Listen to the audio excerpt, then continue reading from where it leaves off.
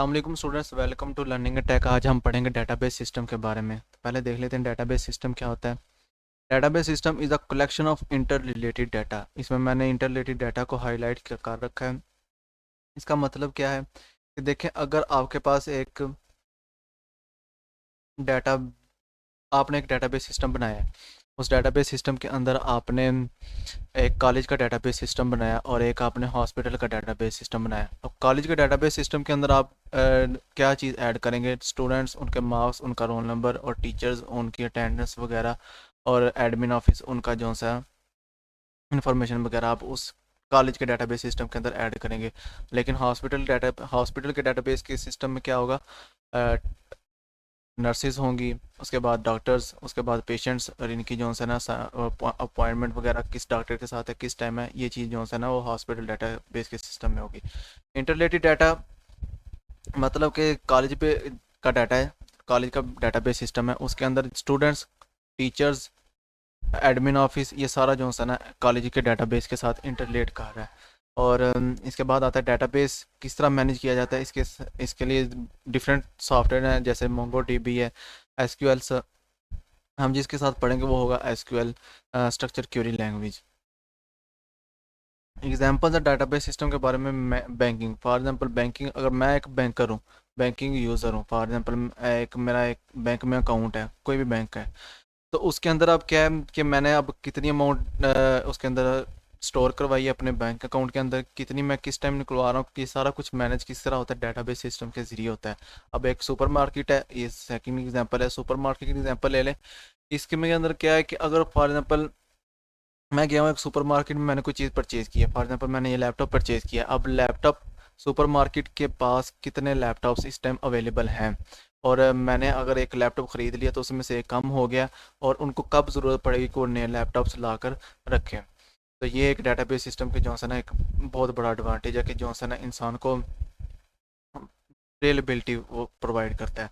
इसके बाद purchasing using credit card, ये भी तकरीबन बैंकिंग के अंदर ही आ जाता है। लोकल लाइब्रेरी, अब लाइब्रेरी में सिस्टम में क्या होता है कि किसी लाइब्रेरी में जाते हैं तो उसने अपनी अगर डेटाबेस सिस्टम सॉफ्टवेयर बना कर रखा हुआ है, तो वो क्या करेगा कि आपसे पूछेगा कि आपका नाम क्या है, आपका आईडी कार्ड नंबर क्या है, आप कितने दिन के लिए बुक रेंट लेना चाहते हैं, कि कब आप ये वापस करेंगे, किस टाइम ले रहे हैं और किस टाइम आप वापस करेंगे। तो ये सारा कुछ आपका फ़ोन नंबर वगैरह उसने एक डेटाबेस क्रिएट कर रखी होती है। जब आप उसको वापस कर देते हैं, हाँ भाई उसने वापस कर दिया, टिक लगा दिया, ठीक है भाई, ये इसका मामला सॉल्व हो गया। यूजिंग इंटरनेट, आप यूट्यूब की वीडियो देख रहे हैं तो आप यूट्यूब ने क्या किया हुआ है कि डेटाबेस क्रिएट की कर रखी है। आप फॉर एग्जांपल आप मेरी वीडियो देख रहे हैं, तो आप मेरी वीडियो को आप मेरे लैपटॉप से तो नहीं देख रहे हैं, अब आप देख रहे हैं कि यूट्यूब के डेटाबेस सिस्टम के ज़रिए अपने का ब्राउज़ के अंदर, ठीक है। स्टार्टिंग है यूनिवर्सिटी हर तकरीबन ऑलमोस्ट हर यूनिवर्सिटी ने जो है ना अपना वो डेटाबेस क्रिएट कर रखी हुई है। अब वो देखती है कि एक स्टूडेंट आ रहा है हमारे पास, पढ़ रहा है, उसकी एवरेज क्या है,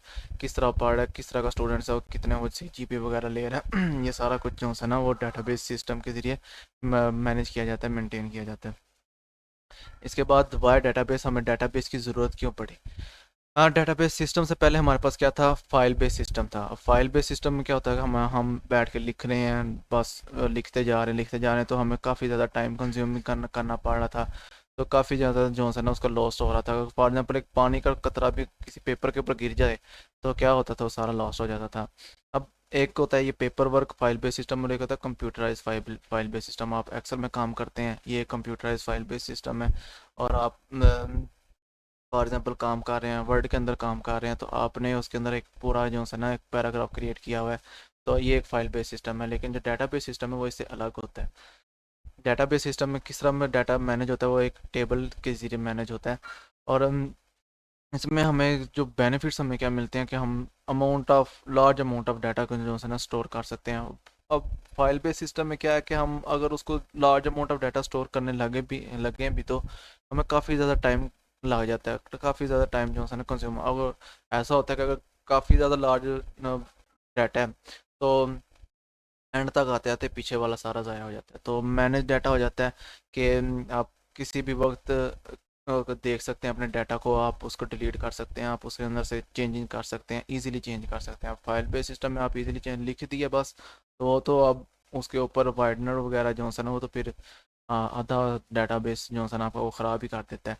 एनालाइज डाटा, मिसाल ले लें कि आपने एक सुपर मार्केट है, अब सुपर मार्केट अपना देखना चाहती है कि मैं किस हिसाब से चाह रही हूँ, मेरा क्या मतलब कि मैं एक मार्केट में मेरी स्ट्रेटजी किस तरह मैं अपने अपने बदलूंगी तो मेरा जो है ना मेरा बिजनेस हाई हो जाएगा।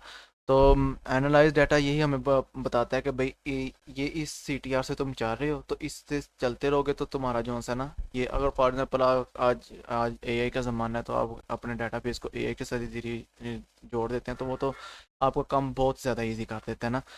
तो इस सीटीआर से तुम चाह रहे हो तो तुम जो है ना इस सीटीआर से चलते रहो तो तुम जो है ना एक इंशाल्लाह आने वाले इतने सालों तक जो है ना एक वो बिजनेसमैन बन जाओगे, एक सक्सेसफुल बिजनेसमैन बनोगे। शेयर डाटा, अब फाइल बेस्ड सिस्टम को आप जब शेयर करते हैं तो आप किस तरह करते हैं, एक फाइल है आप उसको दे देते हैं। अगर कंप्यूटराइज फाइल बेस्ड सिस्टम का भी लगा लें तो वो तो मतलब कि आप कॉपी पेस्ट कर लेते हैं, लेकिन अगर आप दूसरी तरह paper work file based system के बारे में सोचते हैं तो आपको एक पूरी फाइल देनी पड़ेगी, लेकिन आपके पास फिर क्या है, फाइल तो सारी उसके पास चलेगी, लेकिन इस तरह आपके पास जो शेयर करने की जो कैपेसिटी है वो बड़ी ना लिमिटेड हो जाती है।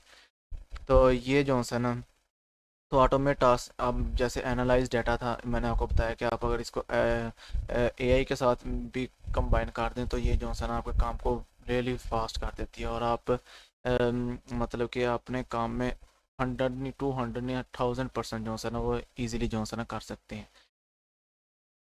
इसके बाद ये है कि आगे आगे वाले लेक्चर में हम क्या पढ़ेंगे, हम data with information file based system के बारे में पढ़ेंगे और एडवांटेजेस डिसएडवांटेजेस के बारे में पढ़ेंगे। मैं आपको एक चीज़ बताना चाहता हूँ कि अगर आप देखना चाहते हैं इसके बारे में मज़ीद पढ़ना चाहते हैं, ये स्लाइड्स को डाउनलोड करना चाहते हैं तो मैंने लिंक डिस्क्रिप्शन में दिया हुआ है, आप वहाँ से जाकर ये मेरी स्लाइड्स को डाउनलोड कर सकते हैं, पढ़ सकते हैं और ईज़िली इसको रीड कर सकते हैं। Thank you.